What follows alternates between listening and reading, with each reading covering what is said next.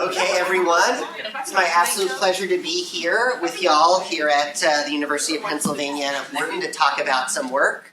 Like all presentations, I'll mention that generative AI has been adopted very rapidly and that Daniel Rock is in this building right now. This is titled Some Economics of Capital Accumulation in the Age of AI. A slightly bigger title, more ambitious title than the title I had submitted. I had submitted Robots Are Us: This.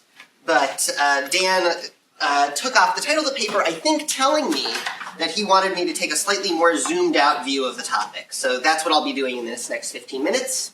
In this presentation, I'm going to lay out a negative AI scenario you might not have considered. So I love AI, like all of us here. Oh, Dan Rock's here. Okay. All of us love AI, but I'm going to get you to think about maybe a negative potential outcome you hadn't thought about. Then I'm going to present a particular model of what the automation of the economy might look like that's going to make some stylized assumptions about how the macroeconomy works and how generative AI might flow into it. That'll kind of illustrate this point. And then I'll zoom out to the larger point, and the larger point is basically just the title. It's the fact that capital accumulation is going to be really, really important for us thinking about the long-term effects of AI. And the way that I think about it is, in AK models, K is just as important as A. All right. So what do I got for you? Why worry about AI and automation? It pushes out the production possibility frontier, so why am I worried about it? One reason you might worry is about distributional challenges and inequality. There'll be a lot of people left behind. Another reason you might worry about it is because of AI transparency and bias. Maybe you're worried that the AI is going to be unfair in some way. Maybe you're worried that the AI is going to be unaligned and kill all humans. I'm going to give you a new type of fear based on my favorite sci-fi author, Isaac Asimov. Consider the following economy. There are robots that are so productive that labor is superfluous, wages are very low, but robots I'm using loosely here for automation technology capital are so scarce that per capita income is low. Does that make sense? It's in a sci-fi novel, so it's got to make sense. Let me tell you how I think this could work. Our answer is yes. I'll show you in a very simplified model and then kind of increasingly elaborate it and show that the effect still remains. And then we'll come back again at the end to the bigger question. Well, how does this work? What happens is AI and automation technology shift factor shares from labor to capital. We have automation. That means that capital is going to be making the income and profit and capitalists instead of workers. Young workers, who are the ones who make the labor income, have a lower marginal propensity to consume than old retirees who make mostly capital income. So if you think about a life cycle, when is your highest saving period? You're saving when you're a young guy out of college, paying down your college tuition, saving for retirement. And then once you're retired, if you get an income shock, you're going to eat most of that, right? You got nothing to save for because you're going to die soon. This means that improvement in AI technology can lower saving and investments, right? So if we move money from people who have a really low marginal propensity to consume to those who have a high marginal propensity to consume, this is going to force down the savings rate. And if there's lower K, in some calibrations, the reduction in the long-term capital accumulation can lower output more than the better technology raises output. Okay, let's walk through an example. Here's the super simplified version of the model. Imagine that output was Leontief in A, which is some measure of all the AI we have in the economy, and K, which is a measure of the capital stock in the economy. Before AI exists, so A represents kind of the sum of both effective of labor of humans as well as AI labor. So before AI exists, effective labor, so this is A representing effective labor, is just the amount of L you put in times a productivity term. But after AI exists, we start to be able to build upon the efforts people made in the past. We're able to train on the previous work of labor and ultimately kind of accumulate the stock of AI knowledge about how to do tasks. And so the total supply of effective labor is going to be our accumulated tasks from the past, depreciated to some extent, plus the productivity, plus the extra labor we do today. All right, so what's going to happen after we play out this economy for a few periods, after we have a shock to delta? We start being able to retain more labor from the past. Households live 2 periods, so this is going to be an overlapping generations model, because remember my story is there's something importantly different about young people making money versus old people making money. Households live 2 periods. Their utility is from their log of consumption when they're young plus the log of consumption when they're old. There's this fee guy that represents how much they like consuming when they're old, which, when you solve the problem, turns into their saving rate. They're going to earn a wage. Your wage when you're young is the value of the labor you provide times the price of that labor, plus the value of the price of the AI that you've trained, because you get to sell that to the next generation. Households say a fee of their income. They hold their assets in the form of capital and code. So your total savings in the economy, so fee times I, fee times the young people's income, the total savings of the economy, has to equal the capital stock plus the PT times delta A, the value of all of the AI information we've acquired. M is the marginal product of effective labor, R is the marginal product of capital. Okay, so what happens when we gain the ability to store today's labor into tomorrow? So delta goes up. Well, effective labor is going to start to accumulate. We're going to start to get more and more of this effective labor. In t equals 1, output's going to increase in that first period. Recall that output is the minimum of our effective labor and our capital stock. In the past, some of our old capital was a little bit extraneous, but as we've accumulated more of this effective labor, we can make use of all of this capital, so we get a little bit of boost. We get an outcome boom from the introduction of the technology. So long as labor is relatively scarce, everything is great. The young people make all of the income, they save it, and they reinvest it. But remember, we're kind of in this knife-edge Leontief. At a certain point, there's going to be more effective labor than there is effective capital. At which case, the marginal product of labor is going to go to 0, the marginal product of capital is going to be making all of the income. What happens then? Well, you know what happens next. Once there is enough effective labor and then the price of labor goes to 0, there's nothing to be saved into the next period, society collapses, there's no more output, right? Because there was one generation of young people whose labor was worth nothing, so they had nothing to save into the next generation, there's no capital in the economy collapses, we all starve to death. This is not a violation of the fundamental welfare theorem. Rather, it's a case of just really extreme generational redistribution. That first generation does really, really good. All right, so now let's go to the second level of more complication. All right, maybe you say, all right, Professor Benzell, that's fine. But what if there's like 2 sectors? What if there's an automatable and a non-automatable sector? It's not going to help you much. It's going to help you a little bit, right? Because there's going to be some stuff that there's always going to need labor, but it might not necessarily save you. In this more complicated version of the model, you can imagine 2 different kinds of sectors. For whatever reason, we'll call it an automatable goods sector and a non-automatable services sector. I don't actually take a stance on whether goods or services are more automatable. There's placeholder names. The automatable sector can use capital and either labor or AI, and the non-automatable sector can only use labor and regular capital. Okay, and then there's going to be 2 types of labor. There's going to be a type of labor that can only work in the non-automatable sector. What do we see here? So this is dynamics after a period. So the savings rate is 20%, and we're imagining the amount of AI knowledge that is retained about the previous period's labor demand. We're saying like 70% of that is moving from the previous period into the next period. Because we're saying people are living because people live 2 periods, you might think of a period of about 30 or 40 years, right? What do we see? When the shock hits, we have a 1-period boom. National income goes up 15%. Why is that? Goods output goes up. We've got all of this leftover AI capital from the previous period. We've also have a high savings rate from the previous period. So we've got high labor and high capital in the first period. Output's great. People are doing well. That first generation, they get good high wages when they're young and a really nice high interest rate when they're old. The boomers rocket. What happens to future generations?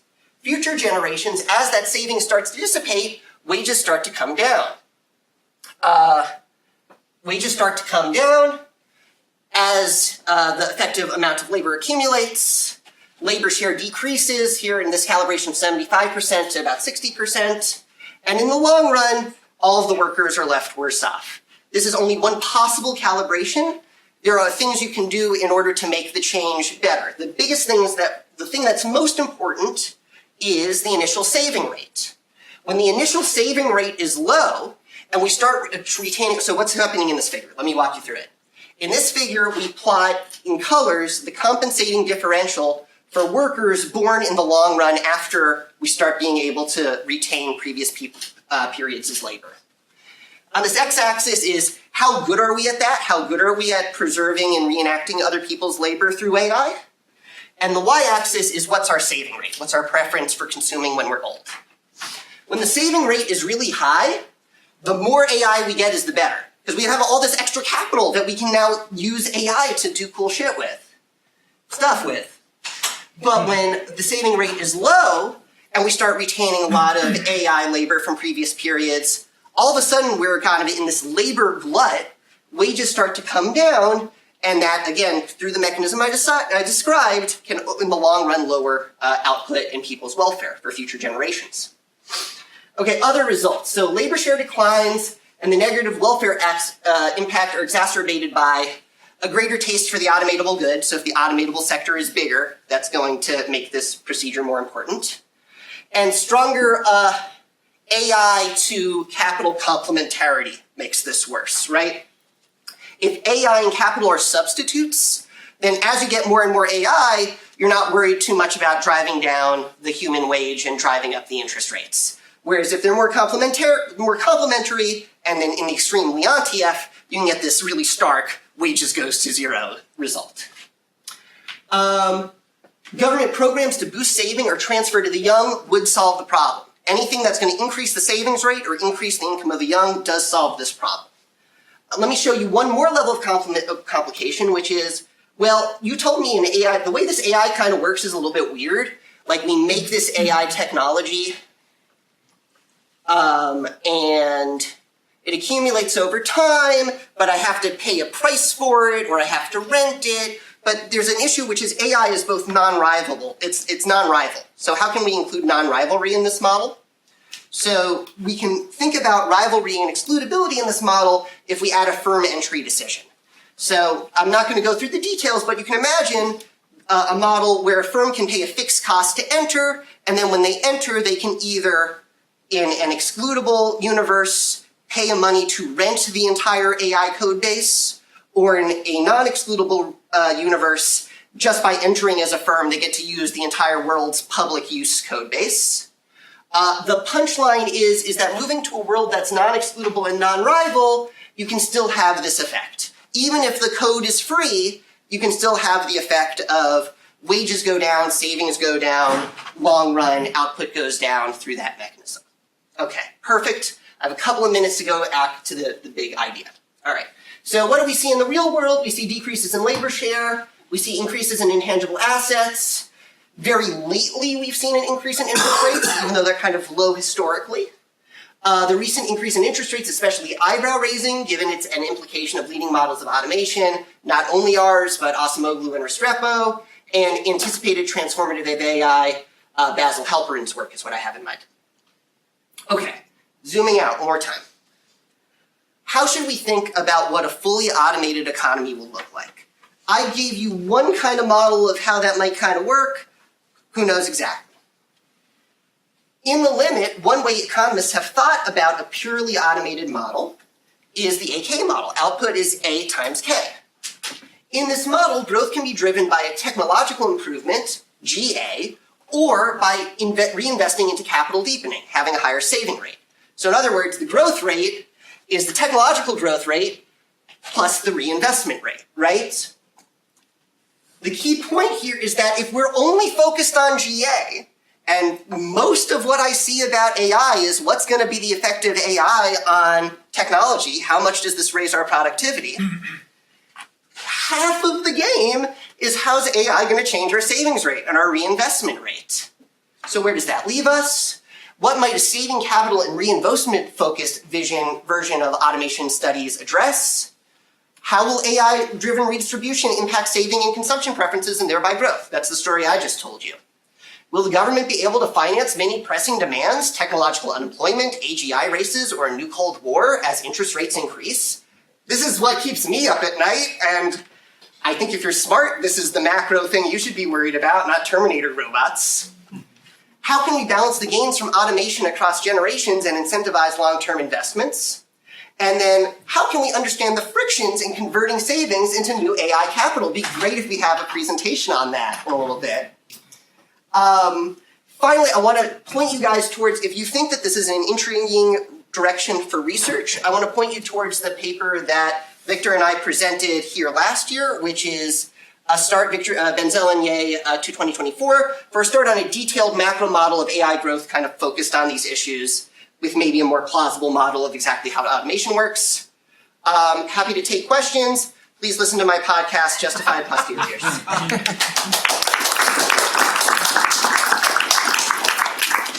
We have 3 minutes for questions.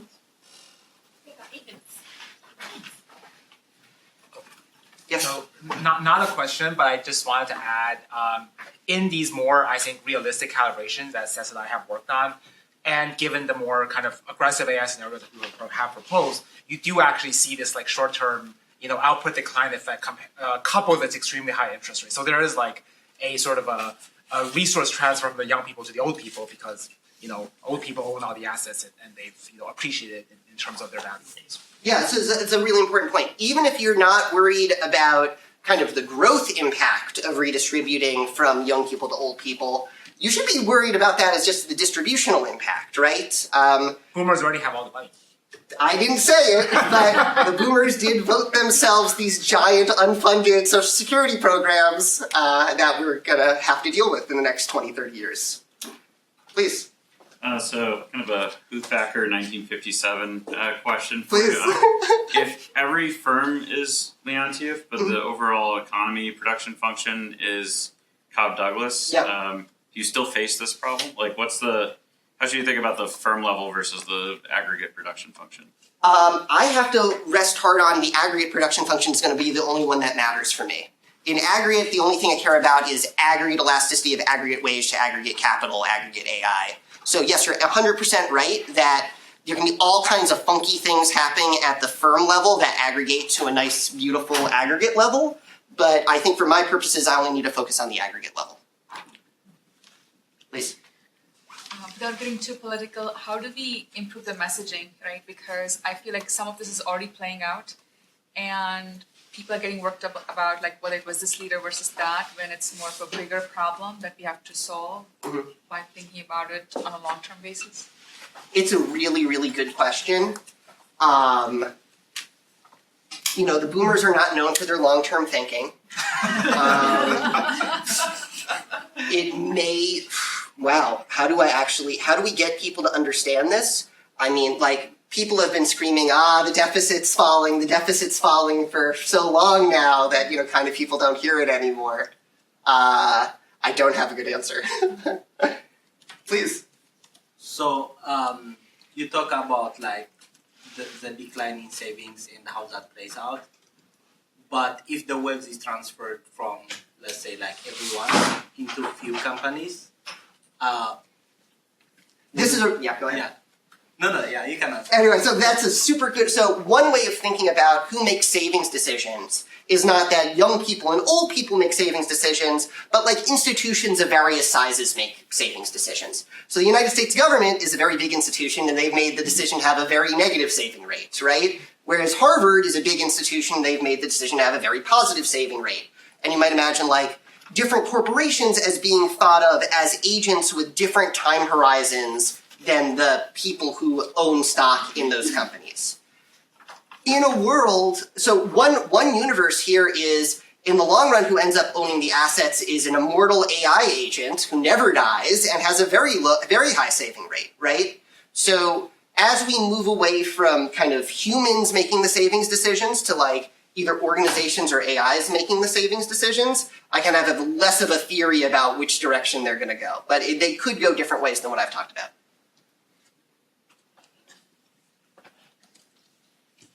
Please? Yeah, just, two comments, right? Maybe there was that here, maybe two caveats. One is like you assume that the economy can be fully automated. Well, we don't know that. In fact, a lot of people think that there can be some theoretical limit to the AI technology. Yeah, this is. I think of this as a limit. I'm not saying this is for sure. I'm saying this is like the extreme scenario. But go ahead. Yeah, the other comment I was thinking is that, well, again, you focus on the young people, right? That now they're also in the best position to retrain, versus maybe when you feel older and more career established, right? So, and I think you don't model that.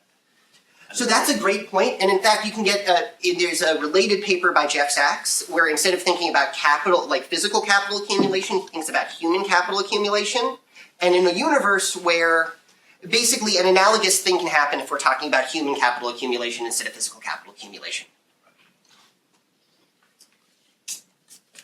All right, so now you get to learn about this bullet points. Okay, well, thank you very much.